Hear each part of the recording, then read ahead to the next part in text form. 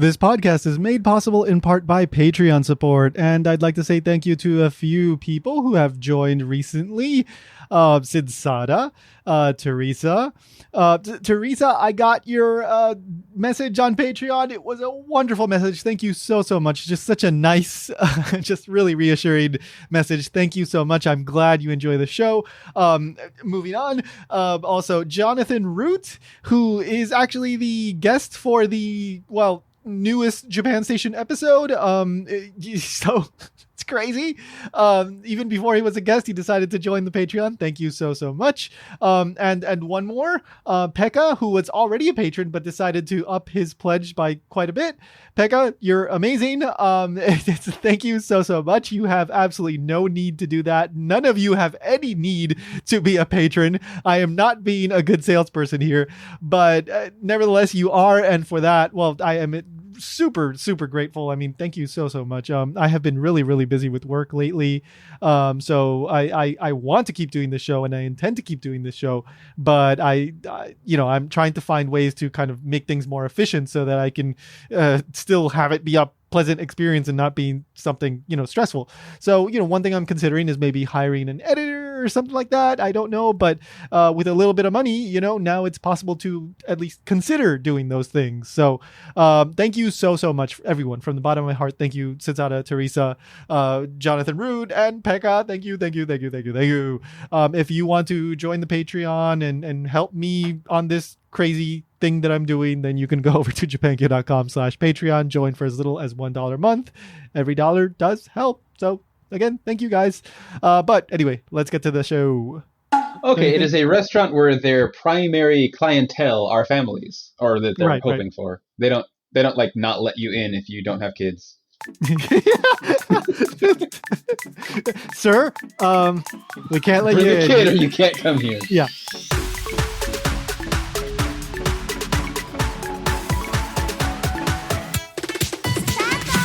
Welcome to Ichimon Japan. I'm Tony. And I'm Ryan. And we're hungry. And we are, I am kind of hungry actually, and we may be hungrier by the end of this. So Ichimon means one question, and every episode we ask a question about Japan. Today's question is, what is famiresu? So this topic was suggested by one of our wonderful patrons. They get a little horn too. Thank you. So Kuro is the name of our patron. Thank you. We will talk a little bit more in depth about the exact questions that you asked probably in the second half of the episode. But right now we're just going to talk about the topic in a little bit more general sense. So, Ryan, what is a famiresu? It is a family restaurant. Yeah, basically. Well, that's a little vague, because a family restaurant in English, you can also interpret that as a family-owned restaurant. Okay, it is a restaurant where their primary clientele are families, or that they're hoping for. They don't like not let you in if you don't have kids. Sir, we can't let Bring you a in. Kid or you can't come here. Yeah. Now we do Chuck E. Cheese does that. We do offer children here. 1 hour is 2,000 yen. So if you want to rent this child and sit with it while you eat, we can offer you that service. So the menu expands the more kids you bring. Like you only get page 1 with 1 kid, but you get 3 pages with 2 kids. Yeah. So no, that is not what famiresu is. It's the Japanese version of something very common in America where families go. And in terms of like aesthetics, they look pretty similar, I'd say, to Western family restaurants. Mm-hmm. Probably less decorated. I feel like America is really big into putting just like random crap on the walls. So now this is a really, so the term famiresu is a bit vague. And so we get into like kind of splitting hairs. Like, so for example, I think you're thinking of something like maybe like a Ruby Tuesdays or like, what else? I don't know what a Ruby Tuesdays is, so no. Maybe like a TGI Fridays or certain of these kind of restaurants that, they are open and it seems like, a lot of families do, or maybe like a Chili's, maybe that would be another decent example. They are like kind of decorated. They're a little bit more like in the range of a theme restaurant, perhaps. Now, do they qualify as famiresu?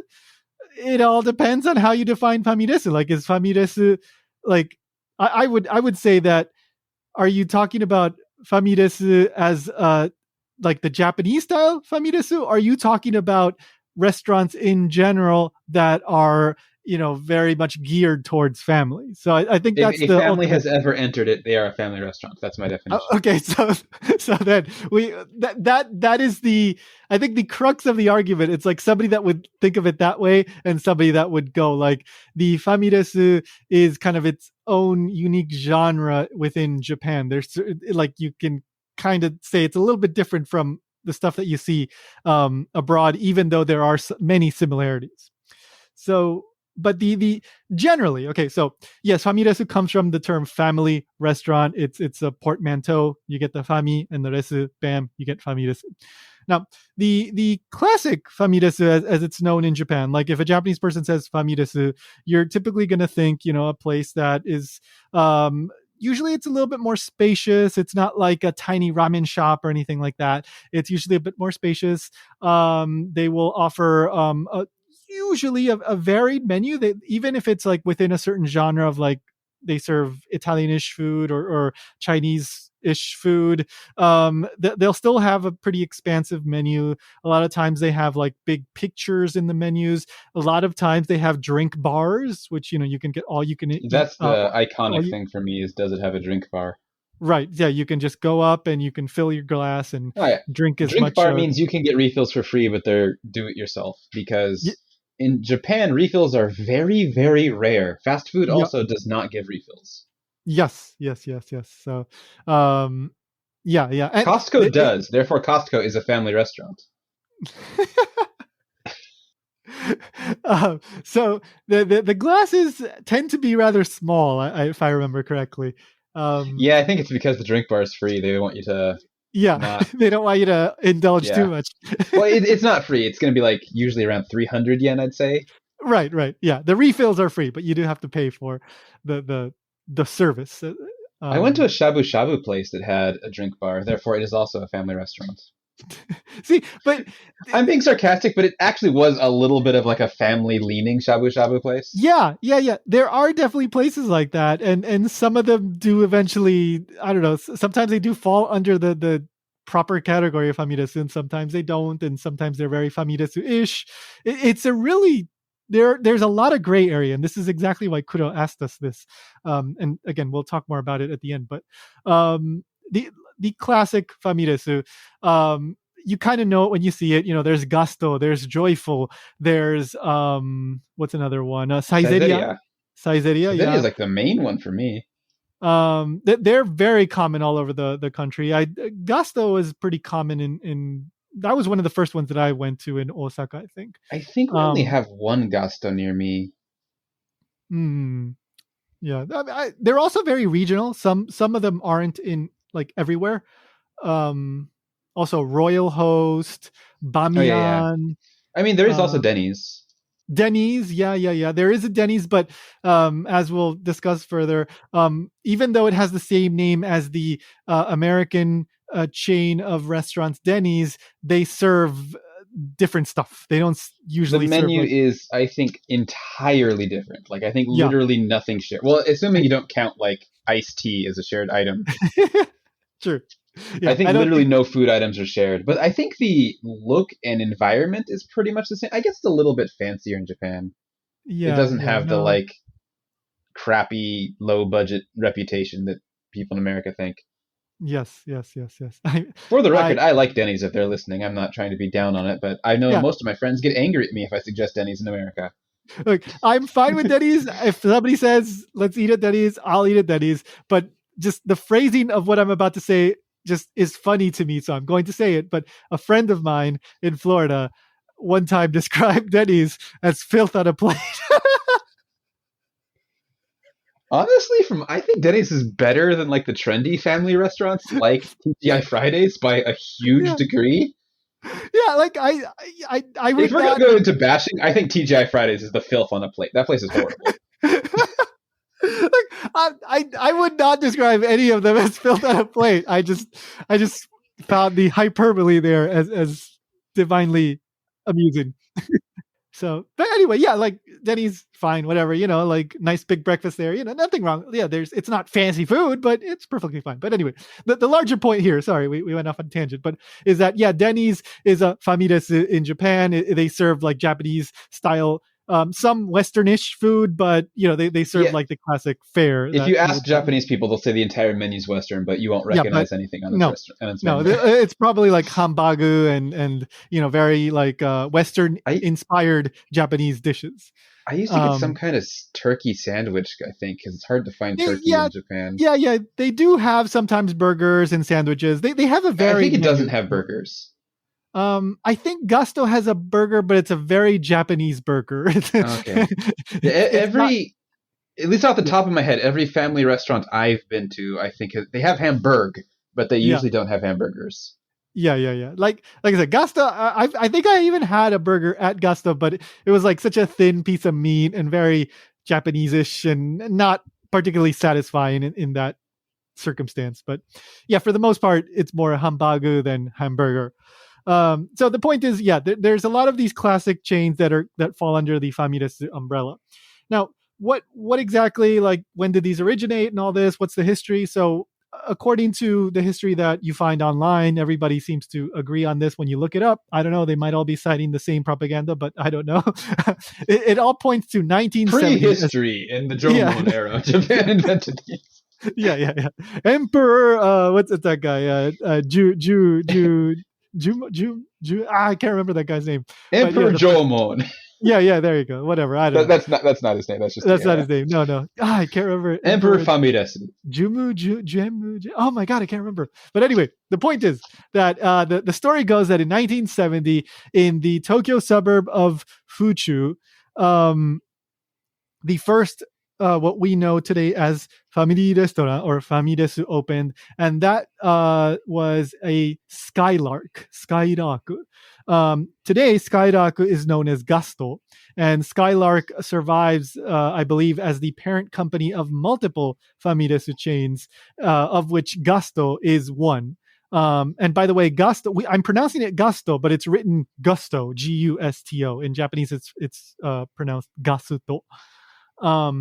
So anyway, 1970, that's when the official start of the famiresu boom takes place. That expands, and then I think the next year, Royal Host opens up. I think that's down in Kyushu, Kita Kyushu, if I remember correctly, or Kokura, somewhere in that area, northern Fukuoka. And then in the next few years, both start to expand, and then we get more. We get Saizeria in the late 70s, and I'm sure many others popped up around that time as well. Probably Bikkuri Donki, which is another one. I think around the 70s, they expanded into a famiresu style operation. And the according to what I read, these were inspired largely by American quote unquote family restaurant. I think what they're referring to are like more like diner style places, which started popping up more in the US, like as long distance travel by car became more and more common, in the 50s and 60s. A lot of these roadside diners were popping up. So, and you can get that, like a lot of these places do have a diner-ish kind of vibe, but just a lot more Japanese.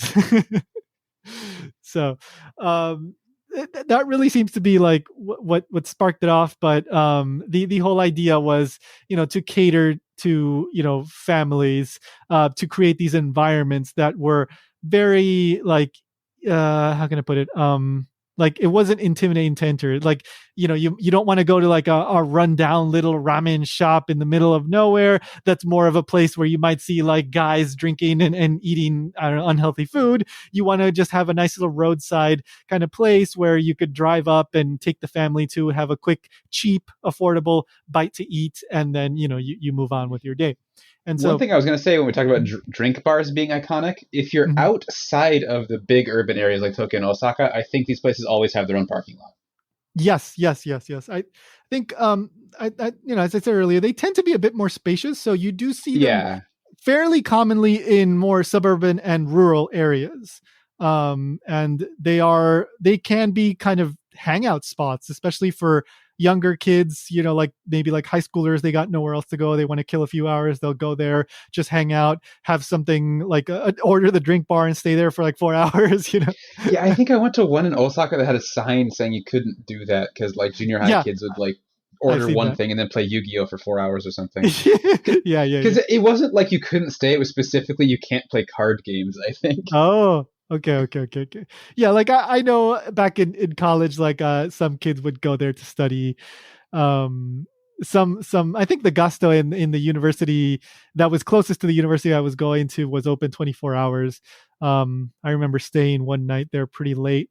That also happens at McDonald's sometimes. Like I stayed like, oh my god, like most of the night at McDonald's one time. We had nothing else to do. So, there's some similarities in that regard, but yeah, young kids, people with not much money, they might spend something cheap and stay there for a really long time. Another characteristic is you get the menus with like a lot of pictures as well. But it's this kind of place where you kind of recognize it when you see it, but as I mentioned, there's a little bit of a vagueness to it, because then you get into, like, for example, what Ryan said, the shabu shabu place that was very famiresu-ish. But is it like a classic famiresu? Maybe not, but it's also definitely firmly within that, famiresu territory. I just thought of a funny one I need to throw out before I forget. Yeah. There is a really good burger place like near me in a prefecture called Fukui that is modeled very much after an American 50s style diner. Oh, okay. So since famiresu is also modeled after diners, they're kind of based on the same thing. And this other place does serve burgers, but I think it wouldn't be classified as a family restaurant, which I think is just kind of funny. Yeah. It is. Yeah. They're both inspired by the same thing, but one is, I guess you could say, more accurate to the original inspiration. Yeah, the other one is it's very accurate. Yeah, I mean, it's very accurate to 50s style diner, which aren't very accurate to the 50s, but right. Yeah, it has all that like American memorabilia like on the walls and stuff, and like you can get like milkshakes, and it has that kind of like Back to the Future looking booths you can sit at and stuff. Cool. Oh, that's nice. So let's see. Yeah, so a few things here. I'll just mention one here, and then we'll get into some of the other ones. But some of these places, like for example, Denny's, Big Boy, Coco's, they're all like in some way or another offshoots of American like chains or restaurant groups, whatever you would call them. But they're not. Was Saizeria American? Which one? Saizeria? Did I say Saizeria? Because I didn't intend to say Saizeria if I did.Maybe my ears are messing with me because I'm also like reading something. So maybe. Okay, no. So Saizeria is not. Coco's, Denny's, and what was the other one I mentioned? Big Boy. Oh yeah. And there's probably one or two other ones. They removed the Bob. Yeah, they removed the Bob. So Bob's Big Boy in the U.S. They're a pretty well-known burger joint from California, and like even the mascot was very well known. He shows up in an episode of The Simpsons in one of those Halloween specials. That's Lard Boy. But it's but it was definitely inspired by Big Boy. But all of these serve totally different stuff. Like if you go to a Big Boy expecting hamburgers, you're not going to get it. You're going to get hambagu, which is the Hamburg steak. Same for May I Denny's. tell a story? Please go ahead. So when my mom visited Japan the first time, my mom is the pickiest eater on this planet and only eats about 4 things, none of them available in Japan. Oh my God. So I don't remember how she found out there was a Big Boy. She must have like searched the internet, but she found out there was a Bob's Big Boy and she wanted to go there. Yeah. So we went there, and when she saw that it had no burgers and just Hamburg, she got like really upset, refused to eat there, and like walked outside.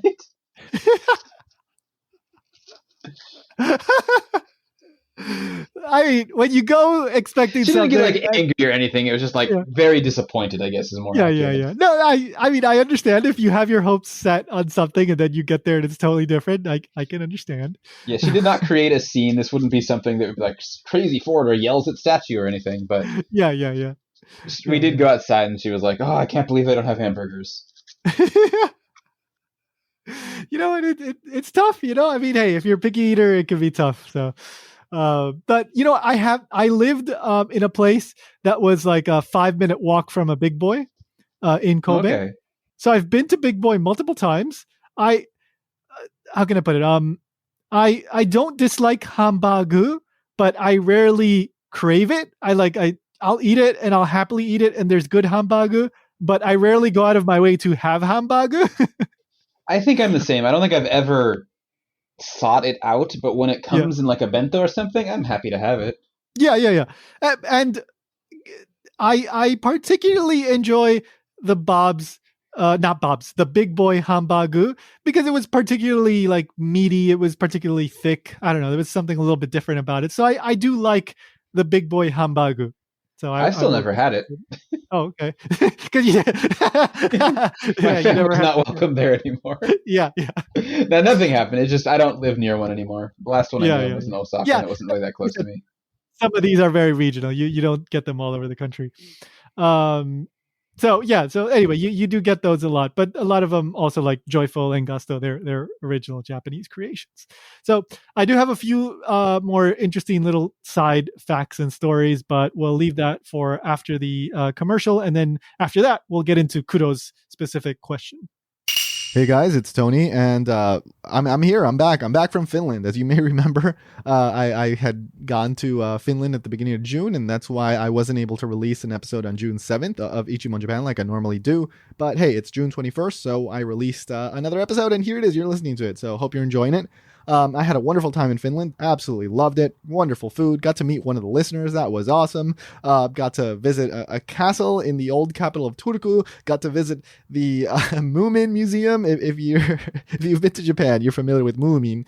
But you know that's originally a character from Finland, and they have a wonderful museum dedicated to Moomin, and of course a bunch of other great stuff. Great food. Loved it. But anyway, I'm back to work, trying to recover from jet lag. My voice sounds kind of funky. I don't know. Maybe it was the airplane air or something. I'm still kind of recovering. But anyway, I'm here.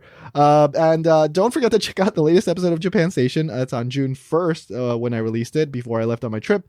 And that one's all about Japanese baseball history, Babe Ruth in Japan, baseball cards, really interesting stuff. Go check that out. Wasn't able to release a second episode in June, but I did release an episode of another podcast that I produced called Transmissions from Hawaii. And it's all about wild chickens in Hawaii. So go check that out. Of course, you can just go to the Japan Station feed, or you can go to Transmissions from Hawaii. Look that up on whatever podcast platform you use. There are 12 episodes of that show. Of course, it's related to Hawaii. It's focusing on Hawaii. But I put quite a bit of time and effort into those episodes, so maybe you might find them interesting. But anyway, that's it. Don't forget to subscribe, leave a rating, review, do all that stuff. Help spread the word about the show. I've been getting a lot of feedback from listeners via email. Thank you so much. Ichimon@JapanKyo.com if you have a question or something. We do our best to get to every question that is sent, but since the podcast is produced only once a month, it can take us like 4 to 5 months to finally get to your question. Sorry about that, but just keep in mind that we do see them. I try to respond quickly to emails that I get, so that you know that at least I saw it. And then we try to get to it as quickly as we can, because we do have our own ideas too, but then we love the ideas that people are sending us too, so we try to incorporate those as well. But anyway, let's get back into the episode. All right, so just a couple other specific famiresu that I wanted to mention before we get into Kuro's question. So one that I have not mentioned yet, but I discovered, in Tokyo. I didn't live in Tokyo. I lived in the Kansai area mainly, so I didn't know about this place until I went to Tokyo. But there's a chain called Jonathan's. And Jonathan? Yeah. So it's the English on the sign is Jonathan's Coffee and Restaurant. But Japanese people just call it Jonasan. No, like zu or su sound to represent the possessive. So I looked up, like, first of all, like, why is it called Jonathan Z or Jonathan? And the answer is very anticlimactic. They just picked it as a name that seemed like a very common name, like just an everyday kind of normal person sort of name. And so, the whole feel of the restaurant was this kind of a place that you could go to. It wasn't some fancy place. It was accessible to everyone. And so they wanted to go with wanted to be forgettable and generic. Kind of, yeah. That's basically, you could say that, yes. So they picked a very normal, common name. Nothing against Jonathan's, but it's a name that is not like uncommon, right? So I guess that's what they went for. The exact opposite strategy of Bikuri Donkey. Thank you. Yes. So we'll get to that one too.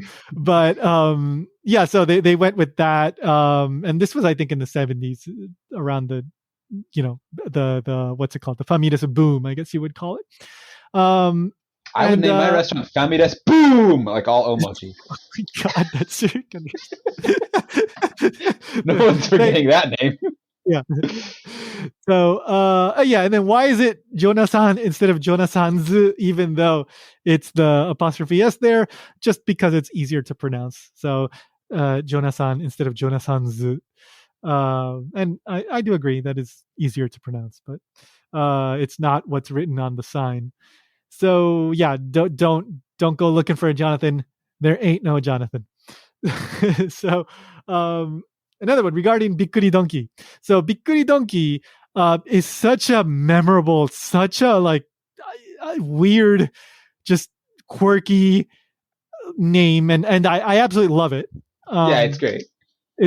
So just for anybody that's unaware, bikkuri means like to surprise or to be surprised, just depending on the context. But bikkuri generally surprise, and then donkey is donkey, like the animal donkey from Shrek, right? That's where we all know donkeys from. Is the donkey itself surprised, or is it more like surprise? It's a donkey.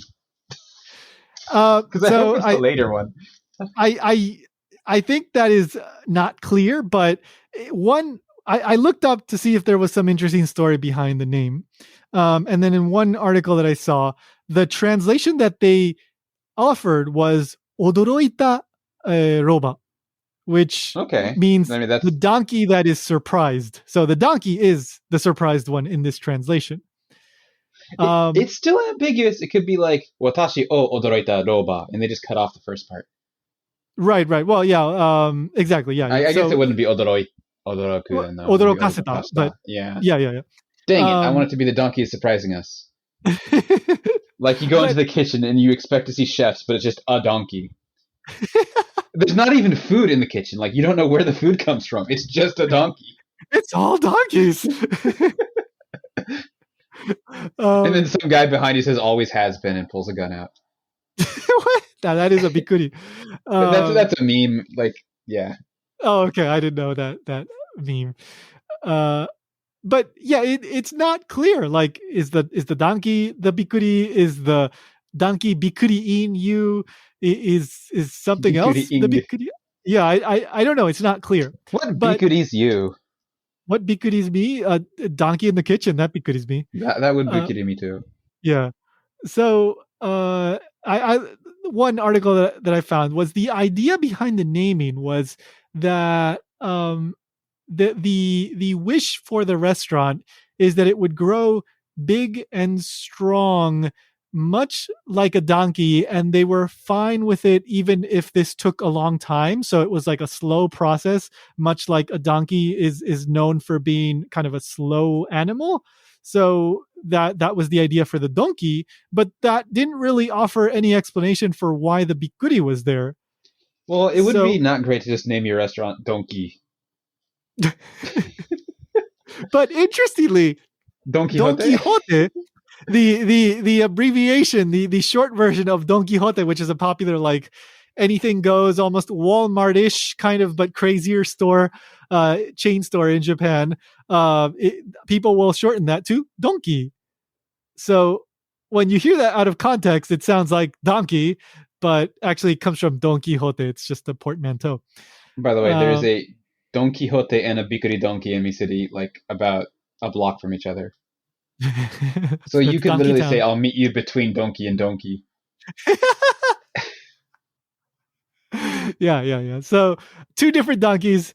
I don't know where the Bikuri came from. I am not satisfied with the explanations I found, but that's what it is. And Bikuri Donkey originally began as a just one shop in 1960 something. I forget the exact year, in Iwate Prefecture. I think the original name of the store was called Bero. And in the 70s they expanded and eventually took on the name Bikuri Donkey. What's more weird, Bikuri Donkey or Bikuri Bero? Bikuri. Well, given that Bero can mean tongue, yeah. I mean, surprise tongue or surprise donkey. I don't know which one's weirder. I don't have an answer. Yeah, they're both pretty damn quirky. So Bikuri Donkey, yeah, just for the name alone, I love it. But it is pretty standard hambagu type stuff. I think, if I remember correctly, it's been a really long time since I've been to Bikuri Donkey, but I think they also have really, really big menus. I think so. I went there once 4 years ago. Yeah. And I think it was big. I think the portion sizes were fairly quite large too. Yeah, I think maybe that's why, like, the Bikuri, maybe just big portions. You go Bikuri, it's a donkey, and then you see the donkey in the kitchen. So maybe that's what Don't talk to the donkey though. It's bad manners. Yeah. Okay, so one more. Saizeria. That is, I don't know if it's the most common one, but my goodness, you see it like whenever I would travel around Japan. Like, it's like, oh, there's a Saizeria. I go to Hiroshima, there's a Saizeria. I go to Kyoto, there's a Saizeria. Like, they're all over the place. My anecdotal experience, I think literally for every one other famiresu, I see 4 Saizeria. Yeah, it's super common. Yeah. And just for anybody unaware of Saizeria, it's the quote-unquote Italian famiresu, but I mean, it's not, don't expect authentic Italian, but by any means. It's known for really 2 main things. It's known for Italian-ish food and for being super cheap. It is one of the cheaper famiresu, even though famiresu on the whole, even though famiresu are not known for being expensive, Saizeria is still known for being the cheaper one of the famiresu. Like back when I was living in 24 hours. But a lot of them are. Yeah, a lot of them are. And when I was living in Japan back in like 2010 to 2013, I remember one of the things that they were also known for was 100 yen glasses of wine. So I'm sure with the increase in the tax rate these days, it might be 110 yen wine, but it's still probably a really cheap glass of wine. And I never had it, so I can't speak for its quality, but probably if you want to get cheap top wine, tier. Saizeria. Yeah. I mean, it's fine. It's food. It's edible. There's nothing like innately wrong with it. But if don't go there expecting like good Italian food, you're expecting something very, very cheap. Yeah, so. I do gotta put it, like, it's supposed to be Italian, but it's pretty much just normal Western Japanese food. I guess there's a slight Italian focus, but you can get things with no connection to Italian food. Yeah. They also, I don't know if they still do, but they have a paella there, which is definitely like, you don't want to call that a paella in front of a Spanish person. Let's put it that way. Wasn't particularly good, but I mean, it's Saizeria. Expect what you're paying for and you won't complain, but if you expect anything more than that, you'll complain a lot. It has the reputation of not being great, but being good enough for its surprisingly low prices. Yeah, exactly. And I've been to it many times and I will probably go to it again, but you just got to go in with the right amount of expectations. So I was curious what the heck Saizeria means, right? Because it's not like, to me, it sounds vaguely Italian. But also like the ya at the end, like that in Japanese, like you can put the ya at the end of something and it becomes a store, like hanaya. Hana means flower, ya means shop. So hanaya. So you could, it kind of sounds like you're talking about a Saizeri shop. Right? So then you go like, well, what's a Saizeri? But they don't use kanji, right? It's all katakana, or no. Is it written in Romaji? I don't remember. It's in Romaji, yeah. Okay. But it's like anyway, red text in a green circle, I think. Well, like, yeah. So I was curious, like, does this have some sort of meaning? And I dug around. I found a few different articles, and it was really tough to get a good answer on this. Like, I found one article that claimed that okay, so the story is that in 1960 something, this shop was already operating as a privately owned just shop, like one Zydia. owner.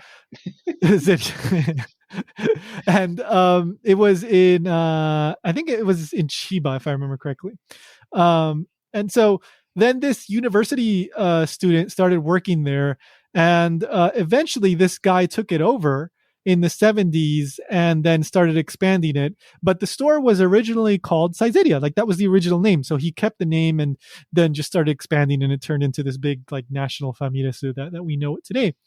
And so in that article, it said that the name Saizeria was based on the Italian word for kuchi nashi no hana. Now, I'm not an expert in Japanese flower names, so when I looked that up, what I got was gardenia. Because kuchi nashi literally means no mouth, and then hana is flower. So that's the name of a flower, and I got gardenia. But when I started looking up what gardenia is in Italian, I didn't get Saizeria or anything that sounded like Saizeria. Basically, I just got like it was either gardenia or something very close to gardenia. Like it wasn't particularly different. So I couldn't get that. And then I started looking further, and I found one claim that Saizeria meant, I think it was gardenia, but in French.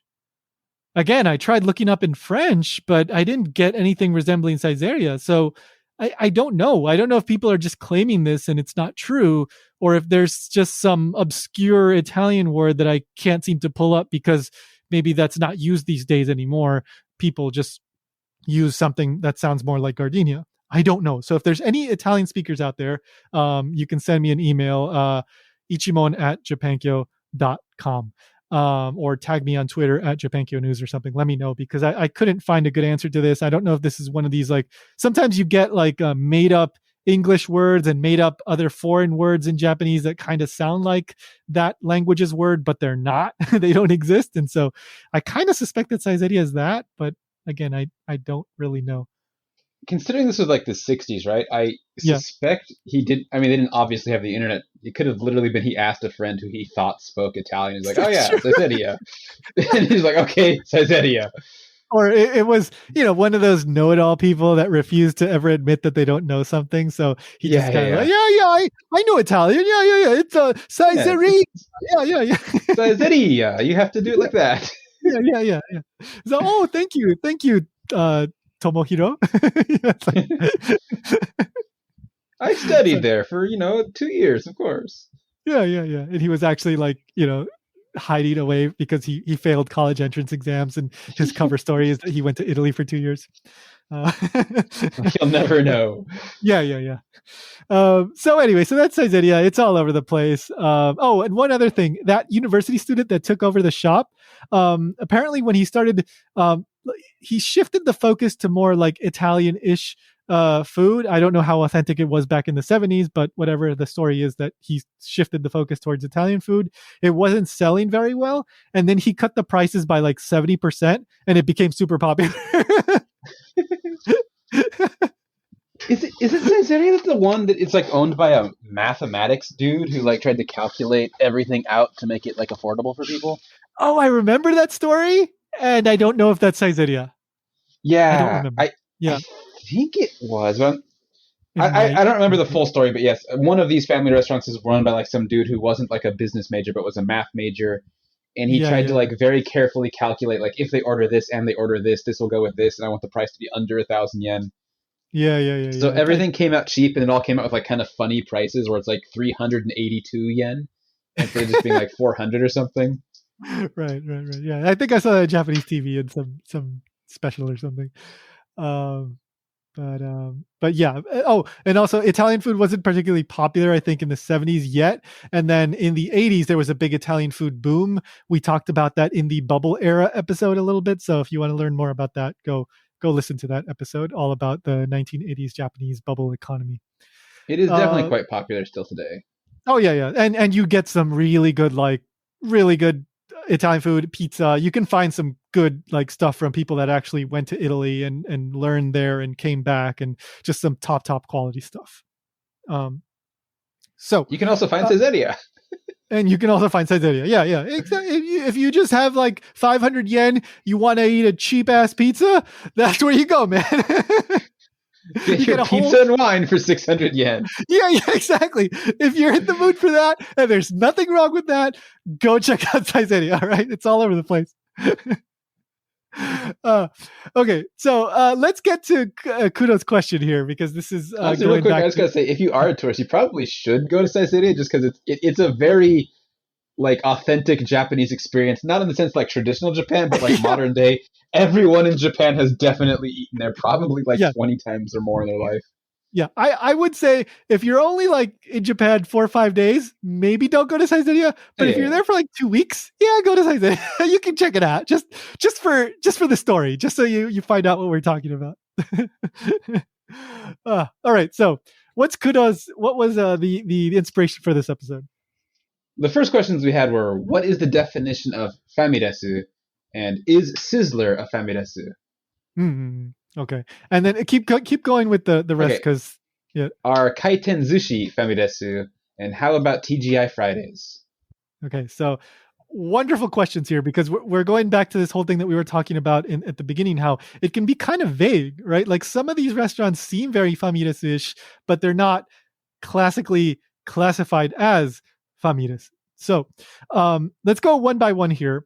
So Sizzler. Now, for anybody that's not from the US, Sizzler used to be a pretty popular chain of restaurants in the US, but I think a lot of them closed like in the 90s and 2000s. I think it's pretty rare to see one these days. It might have even totally closed out. I Quick Google. Yeah. So, but Sizzler was particularly well known for their cheese bread and kind of seafood, and like I think they had like a buffet style stuff. I've only been to Sizzler like maybe 3 times in my life, and it's been years and years, so I don't remember exactly. But I do remember their cheese bread, and I do remember a lot of their advertisements on TV would advertise lobster. So, but as I said, I think they either closed completely or a lot of their locations ended up closing, and they only have a far diminished number of locations. But anyway, so it's an American restaurant, and they're small interesting thing I just found. Yes, because I was looking if they closed. As of 2011, all the international ones are no longer American. Oh no, sorry. Yeah, they're owned by Australia. Interesting. Okay, so this is getting weirder. So they did start American, but I guess they were sold to Australia in 2011. Makes sense, because I think that's around the time that Sizzler started disappearing, because they were just not doing well. They started closing down. I did not know they were in Japan. I don't believe I've ever seen one, but I found their website, so I guess they're somewhere. Okay, good. Thank you for confirming that, because I had not seen one either. But sometimes you do see these American chains pop up, and there's only like a handful of locations. Like for example, Hard Rock Cafe. It looks like they have 10. Okay, that's not that many, but it's more than I was expecting. And they look like they're all Tokyo. There you go. Yeah. So usually when you get these small, numbers of these foreign restaurants, they tend to be in the big city areas. As I was saying, Hard Rock Cafe, I think there's one in Osaka. There's probably a couple in Tokyo, and I don't think there's that many more. So anyway, I've never been to one of these Sizzlers. I don't know if the Japanese Sizzler is somewhat accurate to the formerly American Sizzlers. Sizzler. There still are American Sizzlers. It's just the ones outside of America are now Australian. Oh, okay. So this is just getting weirder. Licensing again, like for example, Sizzler, they probably licensed the name from the American Sizzler, and now I don't know what the heck is going on with I don't know what they do behind the scenes. But the point is, I don't know if they serve something like the American style Sizzler or if they serve the Japanese style food. If we're talking about the Japanese Sizzler and they serve the Japanese kind of food that you would get at like a Japanese Denny's or a Gusto, I would say, yes, that's a famiresu. It's exactly, the same as the other ones. If they're serving American, like lobster and cheese bread and what you would get in an American Sizzler, I would argue that might be an American theme restaurant in Japan or something like that. And it's a very, very fine distinction because Sizzler is still catering to the families rather than, like late night drinks or something like that, right? So I got their menu actually. It's actually, I think, like what the original American was. It's kind of mostly a steakhouse. Okay, yeah. Which would be, I guess, like a little bit like one tier above family restaurant. Yeah. It's usually they do have though, a kids menu though. But Sizzler, they do have a kids menu. The American you can get a hamburger with a smiley face. Nice. But for example, like, chicken nuggets. That's very American. We gotta, yeah. So yeah, for example, like I know there's an Outback, or there used to be. I don't know if it's still there, but there was an Outback Steakhouse in Osaka. That place, as well as Hard Rock Cafe and probably Sizzler, is a bit pricier. Also, there's a Tony Roma's, or used to be. I don't know if it's still there. There was a Tony Roma's in Kyoto. That place was a bit pricier than your typical famiresu. So if we're going by that standard, we're outside of the price range of what you would normally consider a famiresu. So I'm going to say no. From the business standpoint, I think the main idea for a family restaurant is cheap enough for a family to eat. Yeah. And these the steaks at Sizzler were all like 2,000 yen plus, which I think would price them out of family restaurant. Yeah. I think about 2,000 yen would be the upper limit of, like maybe you get the fanciest hambagu like combo menu or something, right? Like that would be like the upper range usually. Unless it says it in the most expensive thing is like 500 yen. Bring me your most expensive item. Bring me your most expensive wine. The 200 yen wine. So what you're telling me is you want the whole bottle of the 100 yen wine, right? You get the whole bottle and then you get a fancier cup. Okay, so we're going to say no for Sizzler on all regards, even though I do see the somewhat, similarity there. Okay, so we're going to skip Kaiten Sushi and we're going to go to, what was the last one that she brought up or that he brought up? I think TGI Fridays. TGI Fridays. Okay. I've never seen a TGI Friday in Japan. I've never seen a TGI Fridays in Japan. I went to a TGI Fridays in Taiwan. Okay, they have a Japanese website. Okay. And I'm thinking that it's that same kind of like. It's all Tokyo. Yeah, that's what I was thinking too. Oh wait, no, they have one in Nagoya. They have Kanagawa. They have Chiba. Okay. And Guam, for some reason, is on the Japanese website. Guam caters to the Japanese audience, and they try to give them an American experience. So I'm thinking this is a Sizzler-ish kind of deal in which, you're going there, you're paying a little bit more. You're just getting a more quote unquote American experience. So it's a little bit more on the one step above famiresu kind of style. I haven't gone to a TGIF in like a decade because, again, they're my most hated restaurant. But their menu appears to be trying to be like the American style restaurant, not the Japanese family restaurant style food. Okay.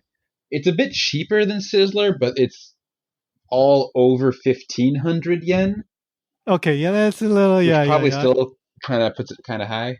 Yeah. Okay, so I think on all regards, we're gonna say no, but again, I do get there is, it's tough to say like 100% no, but I'm gonna say like 85% no. Now, let's get to Kaiten Sushi because this is the one that has the strongest argument for yes. So for anybody unaware, Kaiten means like revolving sushi, right? Sushi is just a different pronunciation of sushi. So it's conveyor belt sushi, right? Now, there's different kinds of conveyor belt sushi. There's the tiny hole in the wall. What? Oh, okay, yeah. Well, there's also the hyaku in a plate ones. Right. Yeah, there's the really affordable, but like also like tiny hole in the wall kind of place that you might find. Usually so I'm thinking one specifically in Kyobashi. Do you remember Kyobashi, Ryan, in Osaka? It's on the way to Kyoto. You stop by that station if you're going on the Keihan line. But anyway, Kyobashi is this very nighttime kind of town. You get some seedy bars and red light districty kind of places, cheap food and izakaya. And there was this one kaiten sushi that I would go there because it was very cheap. It was tiny. And it was just convenient because it was right by the train station, and it probably seated like 20 people. The food was perfectly fine. And so I would go there sometimes with my friend.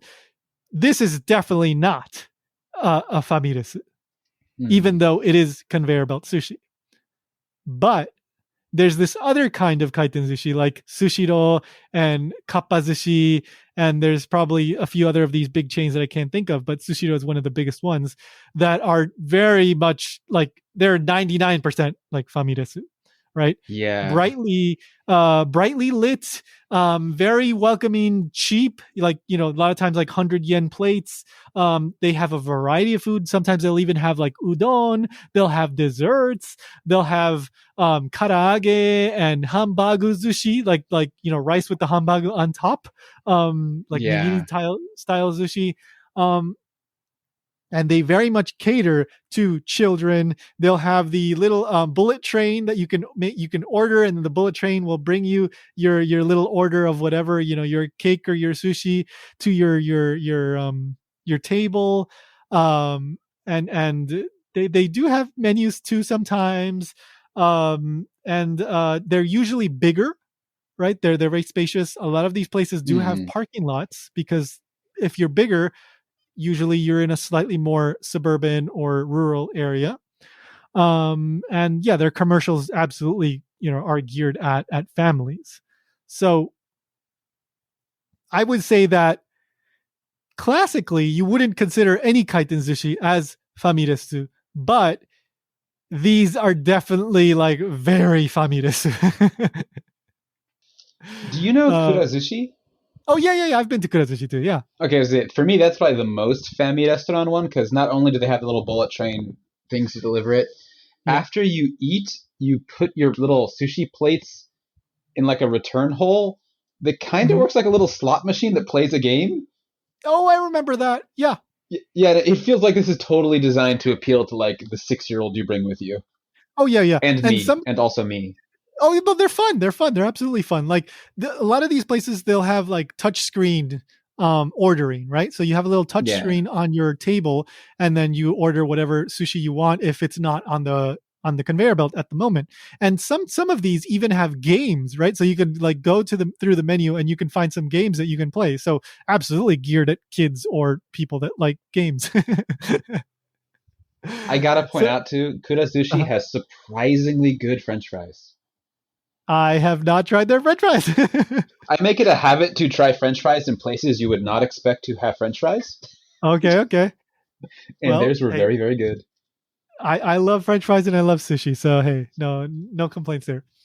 Now, one other thing that I want to point out about kaiten sushi is when I just looked this up just to see if anybody had any opinions regarding whether kaiten sushi classified as famiresu.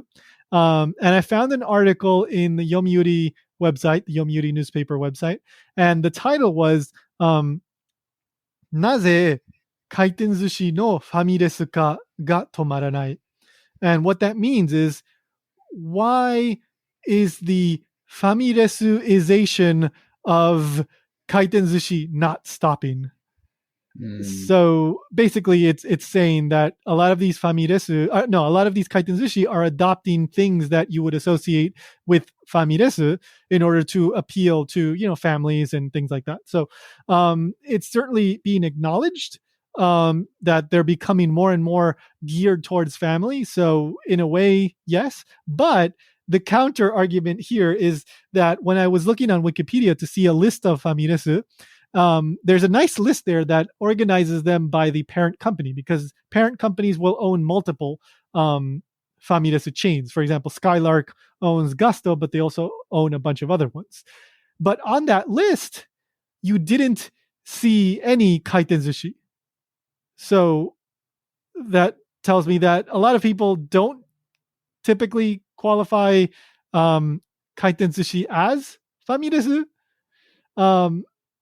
So it's like yes and no. It kind of is, but classically it's not. But in more modern times, kaiten sushi are becoming more and more famiresu-ish. So yeah, I do think it's changed in even the last 10 years that I've been here, and At this point, I think it definitely is famiresu, but I think people don't think of it that way because of like tradition, I guess. Yeah, they just haven't updated their classification, like, I guess. Most likely, if you ask like a high schooler or younger, they'll probably say yes, but then anyone older will say no. Yeah. I have not tested that. I just kind of get that vibe. I haven't. I did ask one Japanese person. I asked, "Are kaiten sushi famiresu?" And she said, "No, they're sushi." But I think that simply saying kaiten sushi isn't clear enough, because you might think of that little place that I described in Kyobashi that was like a 20-seater, that might be your first impression of a kaiten sushi, because a lot of them are like that. But if you say, but what about sushi-do? What about kurazushi? What about kappazushi? Then they might start to say, oh, okay, well, maybe those kind of, right? So yeah, it's a little vague, but it seems like it's certainly, if you have a Venn diagram, it's going to be in the middle. There's certainly a big overlap. One thing that I just remembered now that I brought up that list on Wikipedia, Sizzler was on that list, but I still don't think that it should be classified as a typical famiresu, because they're not doing that same sort of thing that we were talking about, like for example with kaiten sushi, where they're really marketing it at families and trying to bring in the kids and making it affordable. So that list is certainly not the be all end all. I think they were just putting in all the restaurants that were owned by that parent company, and Sizzler happened to be owned by that parent company, so they just lumped it in there. As mentioned, I've never seen one. I'm just going from the information I could see in the pictures online, but it doesn't really look like it. But I mean, maybe if you see it in person, they're just trying to dress it up a lot for the website. Yeah. So vague, but if we're going by the most classic image of a famiresu, then I still stick by no with Sizzler. And also, I looked up the definition of famiresu in a Japanese online dictionary, and it basically just said that it was a restaurant that families could go to, very easily, or so every restaurant. Yeah, well, not every restaurant, but kind of like what we've been talking about, where it has to be kind of affordable. You have to have big seating usually. It can't just be like a bunch of counter seating. Usually you're gonna think about a lot of these places having parking rather than like being in the middle of the city and being a tiny little place. So yeah, I think that's what they're kind of implying by easily, or kigaru ni, I think was the Japanese word that they used in the definition. So there you go. So Kuro, I hope that kind of answered your question. I know you mentioned in a follow-up message that this is something that you and your friends would sometimes kind of talk about and kind of discuss. It's that sort of like is a hot dog a sandwich, or is it a hot dog? Like, it's that kind of question, right? It's like you can argue about that all day, and you can then go to the dictionary and try to figure out what the by the book definition is, but there will be people that always have a certain opinion, because it's you can argue both sides of it. So there you go. Do you have a particular favorite famiresu, Ryan? I think the places I most like aren't famiresu. I'm trying to think. Yeah, I mean, I would agree.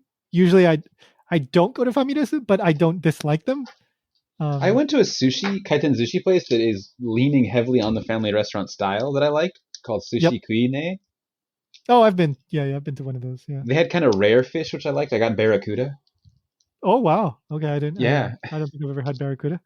But yeah, if we're allowing kaiten sushi, then number one, kaiten sushi by far. Any sushiro, kurazushi, kappazushi.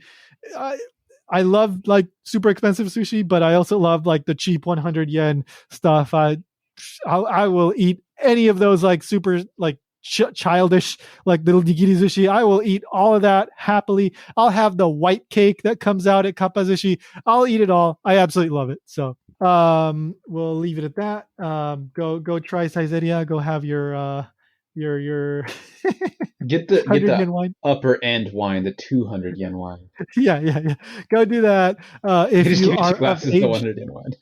drink responsibly, especially when you're drinking cheap wine.